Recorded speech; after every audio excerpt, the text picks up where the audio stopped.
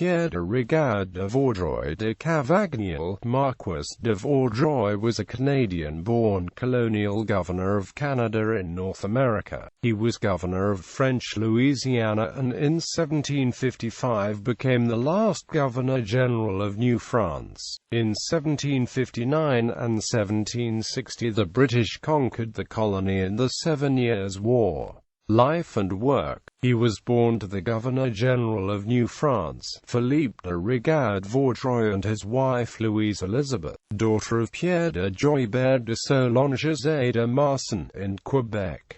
He was the uncle of Louis-Philippe de Vaudreuil. Vaudreuil-Cavagnial rose quickly through the New France military and civil service, in part owing to his father's patronage but also due to his own innate ability. Commissioned an officer of the French army while still a youth, in 1733 he was appointed governor of Trois-Rivières, and in 1742 of French Louisiana, serving from May 10, 1743 to February 9, 1753, and proving himself a skilled officer and capable administrator. He moved to France in 1753 before being appointed by King Louis XV as governor of New France in 1755, the first governor of New France to be born in Canada. His leadership was questioned and some of his orders were ignored by officials of the French army such as Louis-Joseph de Montcalm, who judged him to be too Canadian. Although Vaudreuil-Cavagnial held supreme civil authority in Canada and was technically commander-in-chief of all French forces there, he clashed often with Montcalm, the military commander in the field, who resented his oversight role. The two men grew to detest one another, much to the detriment of the French war effort. Vaudreuil-Cavagnial had excellent relations with the Canadian militia and with the native Canadian tribes allied with France. Montcalm looked down on both, preferring to rely upon French regular troops and making poor use of irregular Canadian and pro-French native Canadian forces. After Montcalm lost to the British forces under Marge. Gen. James Wolfe at Quebec City in the Battle of the Plains of Abraham, Vaudreuil-Cavagnial tried to rally resistance to the British, but to no avail. He was forced to surrender Montreal on 8 September 1760 to Marge. Gen. Geoffrey Amherst, one of several scapegoats for France's losses in the New World. Vaudreuil was imprisoned in the Bastille on March 30, 1762, but released on May 18, 1762. He was joined by Bigot, Cadet, Pine, Briard, Varine, Le Mercier, Panisso, Morin and Copron amongst others. Of the 21 men brought to trial, 10 were condemned, 6 were acquitted, 3 received an admonition and 2 were dismissed for want of evidence. Absent were 34, of whom 7 were sentenced in default, and judgment was reserved in the case of the rest. Exonerated in a military tribunal held in December 1763, he was awarded a pension and military decoration. After selling his Canadian seigneuries at Vaudreuil and Rigaud to his cousin, Michel Chartier de Lotbinière, Marquis de Lotbinière, he retired to his ancestral estate near Rouen, although the episode ruined his fortunes.